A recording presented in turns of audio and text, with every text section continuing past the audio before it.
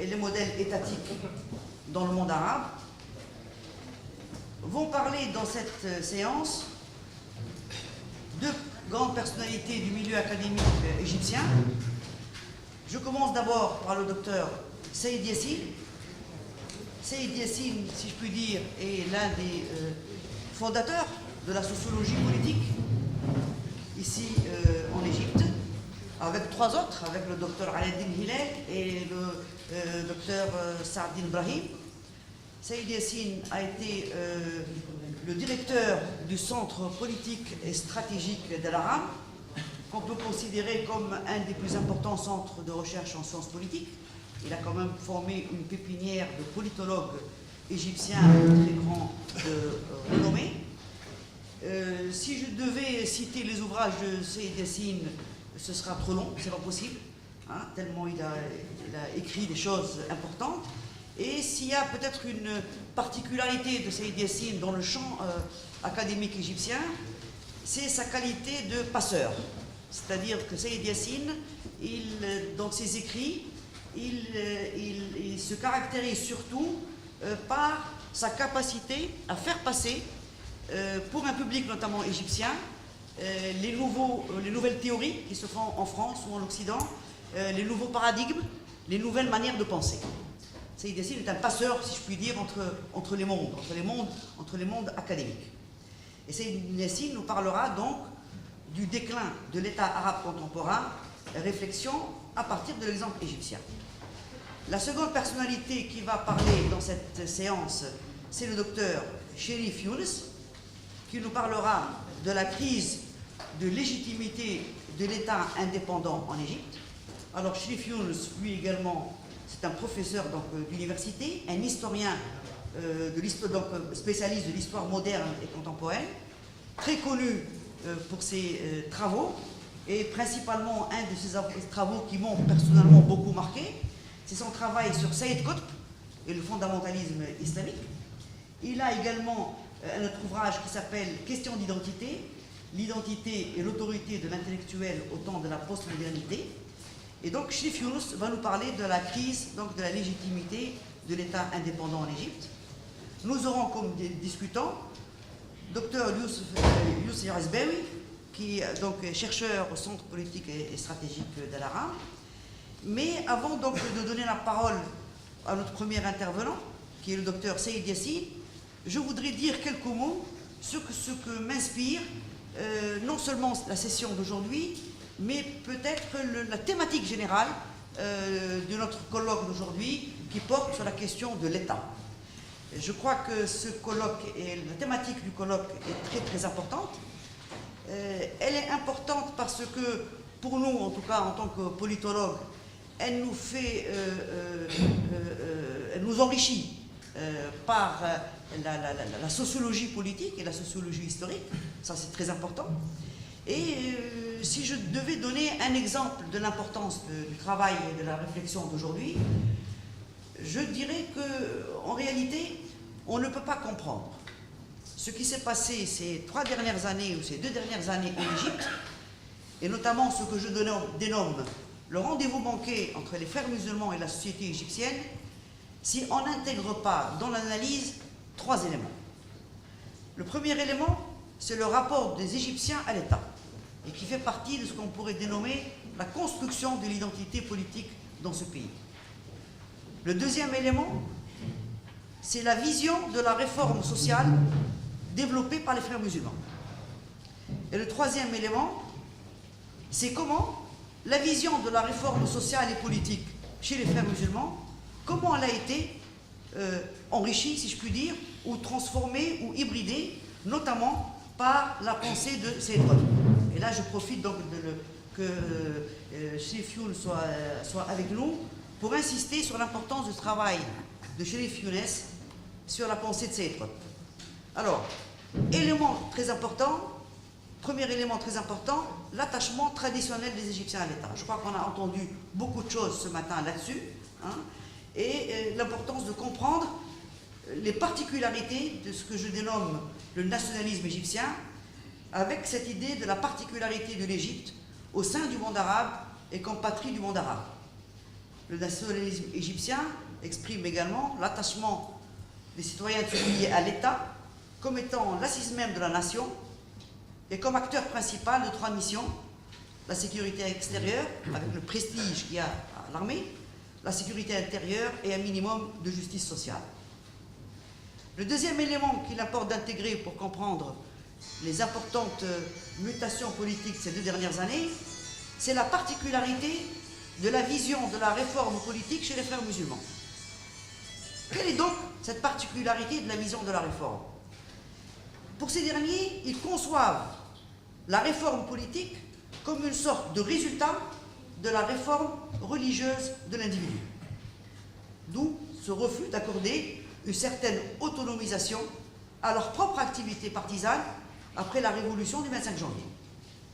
Ils ont obtenu un parti politique, le Parti Liberté et Justice, mais quand on lit le programme de l'Organisation des Frères musulmans, regardez ce qui est dit. Il dit « Le parti s'engage à la réforme pacifique et graduelle sur une base islamique. Il se doit de réformer l'individu, la famille, la société et le gouvernement, et à partir de là, les institutions d'État. » C'est-à-dire que la réforme politique est une sorte de conséquence de la réforme individuelle. Cette vision de la réforme sociale et politique a été transformée, si je puis dire, notamment par la pensée de Saïd Qutb. Et là, je crois qu'il est important d'insister sur une thèse qui n'est pas suffisamment prise en compte, notamment en France, c'est l'idéologie qutbiste de la direction des frères musulmans.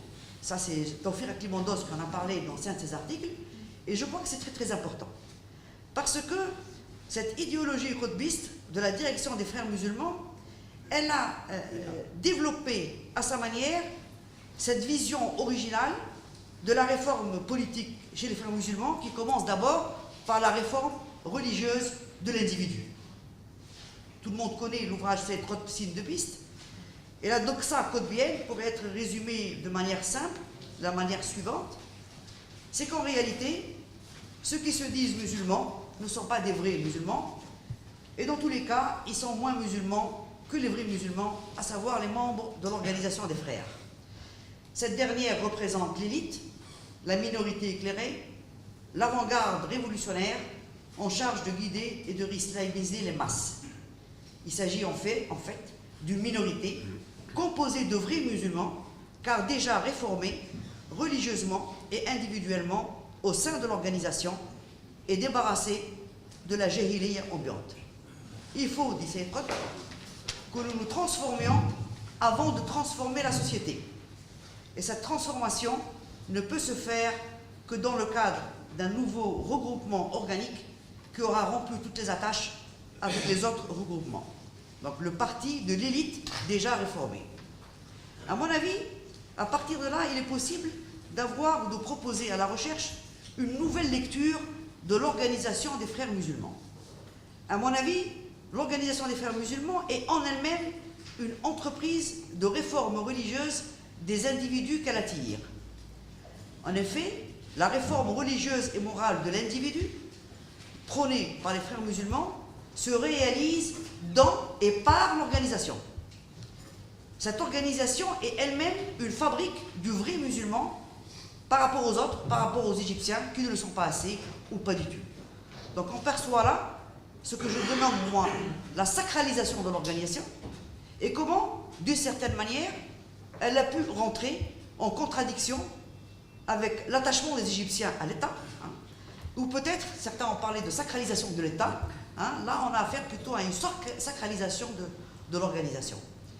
Voilà un tout petit peu ce que m'a inspiré donc la session d'aujourd'hui et la présence notamment de Chérif Younes ici. Et là, je passe la parole tout de suite à Saïd Yassine qui va nous parler du déclin de l'État arabe contemporain, réflexion à partir de l'exemple égyptien.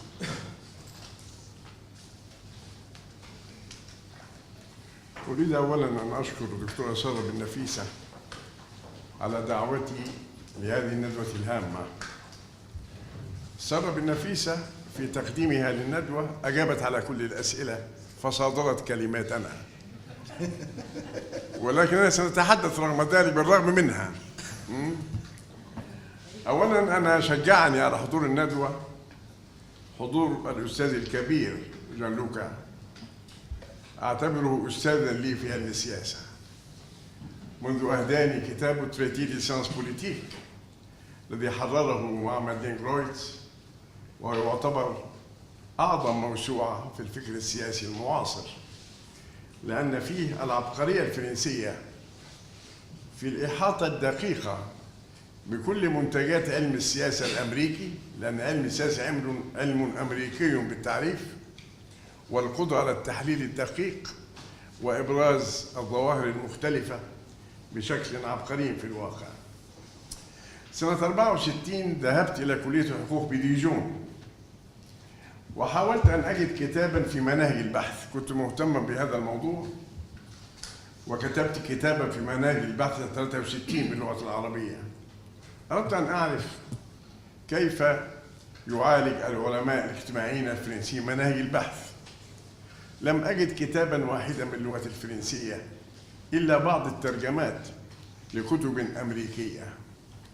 بعد فترة صدر كتاب للبروفيسور بينتو ومادلين جرويتس بعنوان ميثود دي سيانس سوسيال، وهذا الكتاب أبرز العبقرية الفرنسية في استيعاب كل تراث مناهج البحث الأمريكية، لأنها استطاعت جرويتس الواقع تستوعب كل ما كتب في الموضوع وأن تعرضه بالطريقة الفرنسية المعروفة المنهجية. بينتو كان أستاذ في القانون الدولي ملوش علاقة بمنهج البحث، بس أعتقد إن ده كان الباساج بتاع مادلين عشان تنشر. هي كانت معيدة صغيرة في هذا الوقت. بعد فترة بعد أن تحررت من نفوذ بينتو كتبت الكتاب اسمها ميثود دي سيانس سوسيال، ما زال حتى الآن يعتبر المرجع الرئيسي في مناهج البحث. مادلين هي المحررة المشاركة مع جان لوكا في تريتي دي سيانس بوليتيك، وكما قلت هذا مرجع أساسي في العلم السياسي المعاصر. موضوع أفول الدولة هو الموضوع السائد الآن بعد بروز عصر العولمة. الدولة الكلاسيكية، الدولة الوستفالية ذهبت إلى غير رجعة. طبقاً للنموذج الوستفالي الدولة لها سيادة مطلقة، ولكن الآن بعد ظهور الاتحادات الدولية كالاتحاد الأوروبي والاتحادات الإقليمية، وبعد ظهور الآثار العولمة الاقتصادية والسياسية والثقافية، حدث أفول للدولة بالمعنى التقليدي للكلمة. لم تعد الدولة مطلقة السيادة، هناك ظواهر متعددة تؤثر على قرار صانع القرار، وبالتالي يمكن القول أنه بفضل العولمة بكل أبعادها السياسية والاقتصادية والثقافية أصبحت الدول منقوصة السيادة. بعبارة أخرى، القرار الداخلي يتأثر تأثرا بالغا بالقرار الدولي بكل ما يعنيه القرار الدولي. هذه المشكلة الأولى. العولمة لها شعارات أساسية ولها علاقة وثيقة بموضوعنا. شعاراتها الأساسية الديمقراطية بما تتضمنه من تعددية واحترام حقوق الإنسان. كانت هذه القضية الأساسية التي حاولت الولايات المتحدة الأمريكية ودول الاتحاد الأوروبي أن تضغط بها على الدول العربية الشمولية والسلطوية حتى تنفذ برنامج ما يسمى الإصلاح الديمقراطي أو التحول الديمقراطي. وبالتالي ممكن القول العولمة مدخل أساسي لفهم ظاهرة أفول الدولة، سواء على المستوى العالمي بشكل عام أو على مستوى العربي. المستوى العربي مشكلته كالآتي: لابد أن نلاحظ ما يمكن تسميته خصوصية الدولة الإسلامية. الدول العربية كانت خاضعة للإمبراطورية العثمانية. من أبرز هذا الموضوع، هذه الخصوصية الهامة، برتراند بادي في كتابه لديزيتار، وهو كتاب أساسي ومحوري في هذا. ومن ناحية ثانية هناك خصوصية للدولة العربية المعاصرة، يمكن القول أن المجتمع العلمي العربي أساتذة العلوم السياسية والعربية أنجزوا مشروعا بارزا في هذا الموضوع أشرف عليه مركز دراسات الوحدة العربية، موضوع المجتمع والدولة في الوطن العربي. استضاف في عدة أجزاء، ولا يمكن فهم ما يحدث الآن في العالم العربي بغير الرجوع لهذا الكتاب المرجعي، والذي يتناول تكوين تاريخ وتكوين الدول العربية في المشرق والمغرب والخليج. كتب هذه الدراسات علماء سياسة وعلماء اجتماع، خلدون النقيب والهرماسي وآخرين، وعلي الدين هلال وآخرين، يعتبر مرجعا أساسيا لفهم الحاضر، لأنه هذا كتاب مرجعي في الموضوع. الدولة المعاصرة العربية المعاصرة لابد أن نركز على ما أسميه مرحلة دولة الاستقلال الوطني. في الخمسينات تحررت الدول العربية من الاستعمار التقليدي، الاستعمار الاستيطاني الفرنسي في الجزائر، الاستعمار الإيطالي في ليبيا، الاحتلال الإنجليزي لمصر، الاحتلال الإنجليزي لإنجلترا. نشأ ما نسميه الدولة الوطنية المستقلة. الدولة الوطنية أو دولة الاستقلال الوطني ينبغي أن يؤرخ بها لنفهم ماذا حدث بعد ذلك. ماذا حدث بعد ذلك؟ من الناحية الثقافية البحتة وبالتحليل الثقافي يمكن القول أن خطاب النهضة انتهى مع هذه الدولة، وظهر خطاب آخر، خطاب التنمية. هذه مسألة بالغة الأهمية. خطاب النهضة كان بيعبر في الواقع عن جهود رواد النهضة الأوائل في مصر. على سبيل المثال عندنا رواد عظام، أحمد لطفي السيد، محمد عبده، وطه حسين، يعبرون عن الفكر الليبرالي الذي يركز على الحريات الديمقراطية في المقام الأول، وعلى حرية التفكير وحرية التعبير. ومن هنا يمكن القول أن نقطة الانقطاع هو استبدال خطاب التنمية بخطاب النهضة. لماذا؟ لأن الدول المستقلة حديثا أرادت أن تركز على التنمية وضحت إلى حد كبير باعتبارات الديمقراطية والحرية، وسنناقش ذلك بعد ذلك باختصار شديد. هذه مسألة بالغة الأهمية لكي نعرف كيف تحولت الدولة المصرية. إذا بنتحدث عن نفوذ الدولة العربية المعاصرة، والموضوع الدولة المصرية نموذجا. لو تتبعنا التطور التاريخي للدولة المصرية يمكن القول منذ أسس الدولة محمد علي، بنسميه المشروع الإمبراطوري الذي صاغه ونفذه محمد علي، والذي يعتبره المؤرخون مؤسس مصر الحديثة 1805 1848. يليه بعد ذلك المشروع الحضاري الذي خططه ونفذه خديوي إسماعيل 1863 1879، ثم المشروع الليبرالي 1924 1952، ويأتي بعد ذلك المرحلة الحاسمة في تحديث الدولة المصرية، المشروع القومي بقيام ثورة 23 و52، والتي استطاعت أن تحول مسار المجتمع والدولة في مصر بحكم تبنيها للمشروع الإصلاحي الذي صاغته القوى الوطنية المصرية قبل 52. أنا عندي فرضية أساسية هنا، أن انقلاب 23 كانت انقلابا عسكريا، ولكنه تحول إلى ثورة، لأن ضباط الأحرار تبنوا المشروع الإصلاحي الذي صاغته القوى الوطنية المصرية من 45 52. لدينا هنا على وجه الخصوص مشروع جماعة النهضة القومية اللي كان رئيسها إبراهيم بيومي مذكور رحمه الله، ولدينا مشروعات عديدة. لدينا مشروعات الشيوعيين والإخوان المسلمين والحركات الوطنية وحزب مصر الفتاة، كلها كانت محاولات هدفت إلى تحقيق إصلاح أساسي للمجتمع المصري الذي اعتبروه لا يصلح، لأنه ليس فيه مساواة طبقية كما ينبغي. ومن هنا يمكن القول في هذه الفترة قدمت 3 مشروعات إصلاح زراعي في مصر. مشروع جماعة النهضة القومية قدمه باسمها إبراهيم بن مذكور، مشروع شكري كان عضو مجلس النواب المناضل المعروف، مشروع خطاب المشروع الثالث، ورفضت هذه المشروعات جميعا لسبب بسيط، أن أعضاء المجالس النيابية كانوا هم كبار الملاك الذين يراد تقييد ملكياتهم.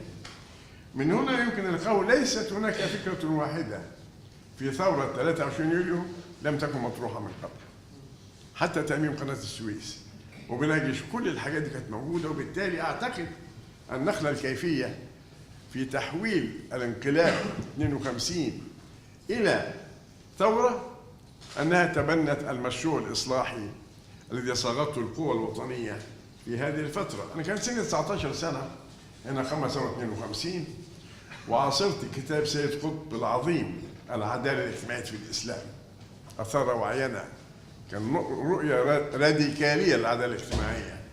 وعاصرت الكتاب من هنا نبدأ لخالد محمد خالد وكتابات محمد منظور إلى آخره. الجو كان معبأ بالرغبة في الإصلاح، وثورة يوليو 52 قامت بالإصلاح بطريقتها تحتها شرطين: أعلت من شأن العدالة الاجتماعية على حساب الحريات السياسية، وكان لها نظرة سلبية للأحزاب، وقالوا الأحزاب قد تتعاون مع الاستعمار. وبالتالي وصلت هذه الثورة إلى مأزق في 67، ليس فقط بسبب الهزيمة، ولكن لأنها وصلت إلى نهاية الطريق. كان لابد من فتح المجتمع ديمقراطيا، وكان في مناقشات في الاتحاد الاشتراكي بعمل أحزاب معارضة من داخل الاتحاد الاشتراكي أو تكوين حزب تنظيم طليعي سري، وهذا كلام عبثي.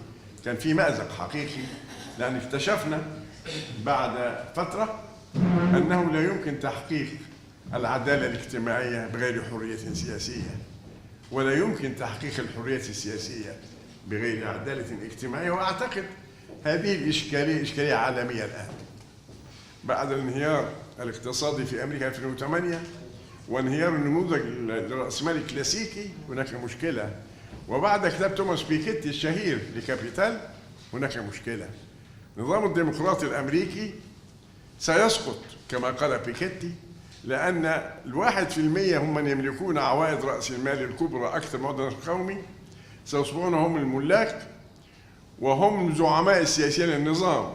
يتنبأ بيكيتي ويقول أن هذا النظام يتحول إلى نظام أوليغاركي، حكم القلة. ومن هنا هناك أزمة في النموذج الرأسمالي وأزمة في النموذج الديمقراطي. أنا أريد في الواقع في هذه الدقائق القليلة المسموحة لي أن نركز على مسألة أساسية. أحد المشكلات التي تحتاج إلى مناقشة ما يسميه وحدة التحليل. أحيانا تتحدث الدولة بشكل مجرد. كان في اجتماع لمجموعة من المثقفين المصريين من أسبوعين 3 كانوا عن الدولة وينبغي على الدولة تعمل إيه وما تعملش إيه. هل المسألة هي الدولة أو النظام السياسي؟ هناك فرق. كان في دولة في عهد عبد الناصر، ودولة في عهد السادات، ودولة في عهد مبارك. إيه الحكاية؟ النظام السياسي هو الحاكم. وحدة التحليل هو النظام السياسي. وحتى بالنسبة للدول الغربية، هل الدولة الفرنسية قبل شارل دي جول هي الدولة اللي بعد شارل دي جول؟ هناك أسئلة لابد أن نطرحها ونشوف ما هي وحدة التحليل. لابد حين نتحدث عن الدولة لا يكون الحديث مجردا، لابد أن نتحدث عن النظام السياسي. وإذا تحدثت عن النظام السياسي أنا أطبق المدرسة الراديكالية في علم الاجتماع التي يقودها سيرة ميلز: من يحكم في المجتمع؟ ما هي القوى الحاكمة؟ سيرة ميلز علمنا من زمان في كتابه ذا باور إليت عشان تفهم النظام السياسي ما هي القوى الحاكمة في هذا النظام. نتكلم هو المجتمع الأمريكي مكون من 3 قوى حاكمة: الجنرالات والسياسيين المحترفين ورجال الأعمال. هنا نفهم بقى النظام السياسي الأمريكي.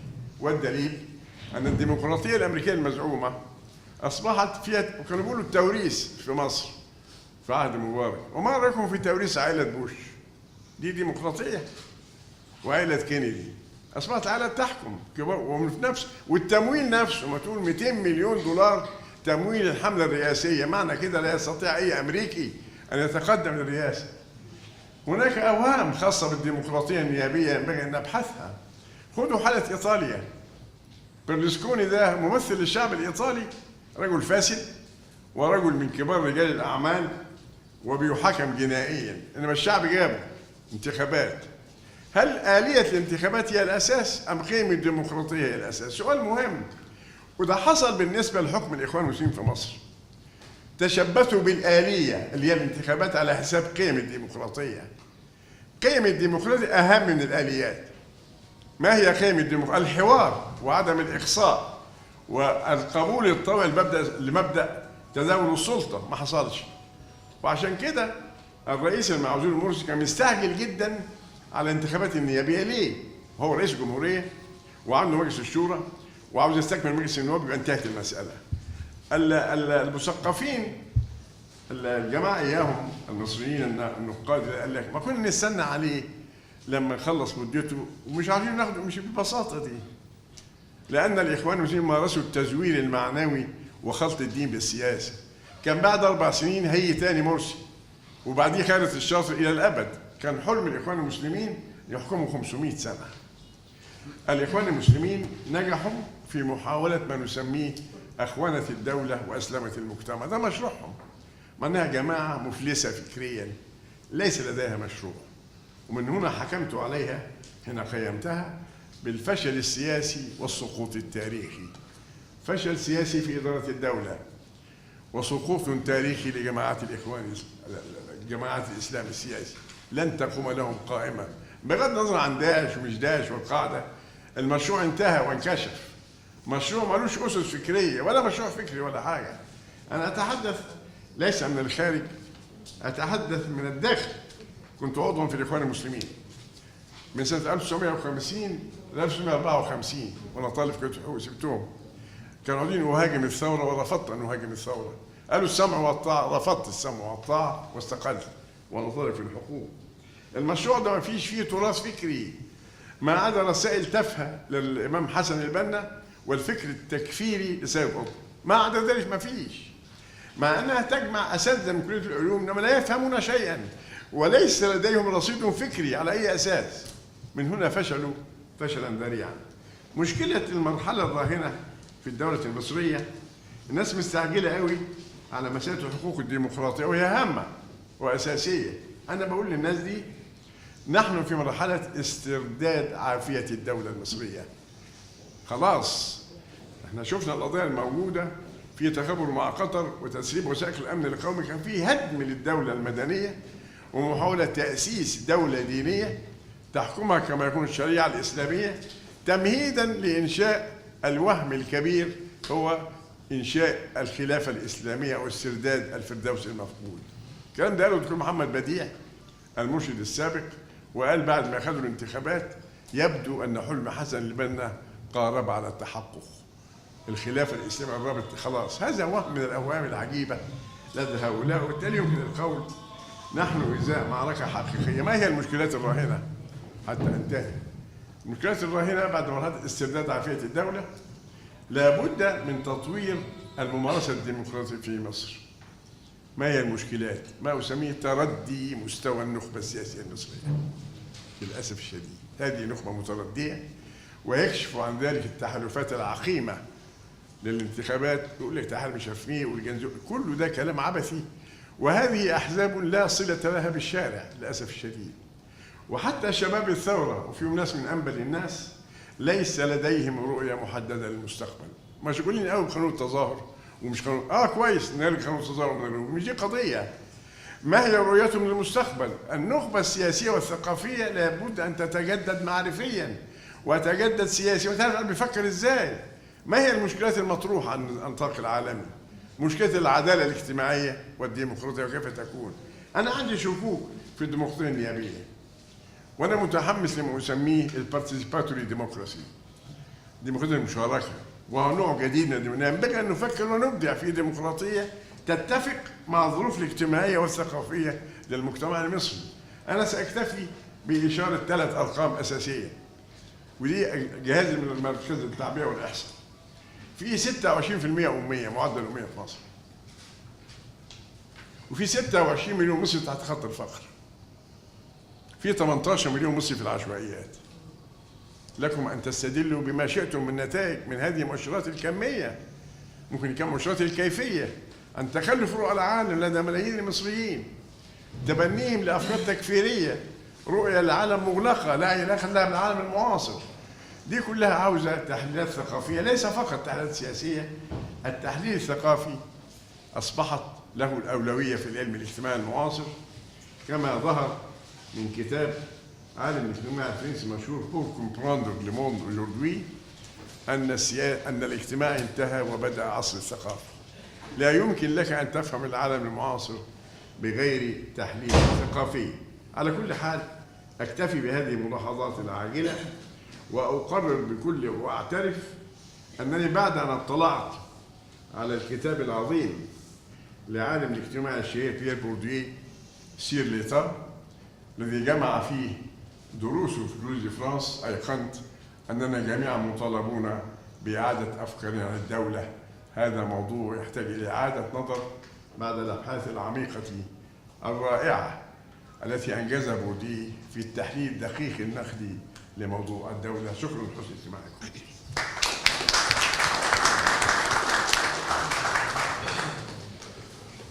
Merci, donc, docteur Saïd Yassine. Et je passe la parole maintenant à docteur Cherif Younes, qui nous parlera de la crise de légitimité de l'État indépendant en Égypte.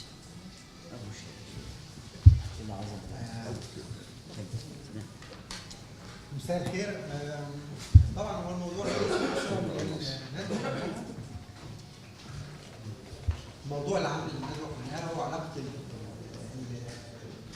العولمة بالدولة، الأزمة بتاعتها دلوقتي. طبعا احنا هنتكلم عن النموذج المصري وأزمته، يبقى لازم نتكلم عن العولمة بالنسبة لكل دولة بالنسبة لمشكلاتها هي. لأنه العولمة وإن كانت هي بيتم اسمها انها كلمه عامه بتشمل العالم كله، لكن اكيد من المؤكد ان هي مش هتشمل امريكا زي موزمبيق زي مصر زي لبنان زي دول اخرى كتير. فعشان كده يعني اعتقد ان علاقه العولمه بمصر وازمه الدوله فيها لازم تكون مرتبطه بالمشاكل الاصليه اللي موجوده اصلا في بنيه الدوله.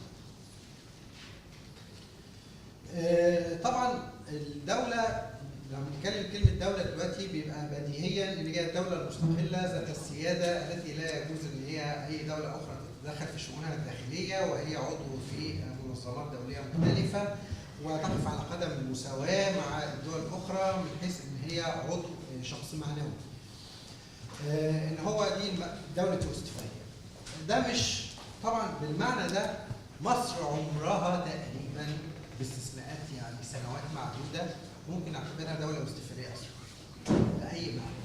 مصر حصلت على استقلالها واعتبرت دولة مستقلة. قبل كده طبعا مصر كانت جزء من الإمبراطورية العثمانية أو من الدولة العثمانية، وكانت بشكل ما ووصلت مع محمد علي وأسرته إن هي كان عندها أزمة مشروعية إن هي ولاية وراثية، اللي هو شيء متناقض. يعني الولاية والوراثة لا يجتمعان أصلا، يا ولاية يا وراثية، لأن الورث يكون في الملك بما فيه الملك السياسي، مش في المناصب التابعة لصاحب السيادة أو صاحب الملك وقتها اللي هو السلطان العثماني. أيا كان وصلت مصر سنة 22 بفعل ثورة 19 إنها حصلت على استقلال وأصبحت عضوا في عصبة الأمم وليها سفارات في الخارج وليها معالم. طبعا معروف إن كان ده مع وجود الاحتلال البريطاني ومع تدخلهم في الشؤون الداخلية المصرية وإسقاط وزارات وغيرها، لأنه في تحفظات 4 كانت موجودة. سنة 36 حصلت مصر على استقلال كامل، بمعنى إنه اعترفت بها بريطانيا، أسقطت تحفظاتها واعترفت بها بريطانيا دولة مستقلة ذات السيادة على أن تكون في معاهدة تحالف وصداقة ما بينها وما بين مصر. ولأنها معاهدة ما بين دولتين مستقلتين فإلى حد ما بتبدو نصوص المعاهدة بتدي حاجات متساوية، من ضمنها مثلا من حق مصر ان هي تستخدم المجال الجوي البريطاني زي ما بريطانيا من حقها انها تستخدم المجال الجوي في مصر.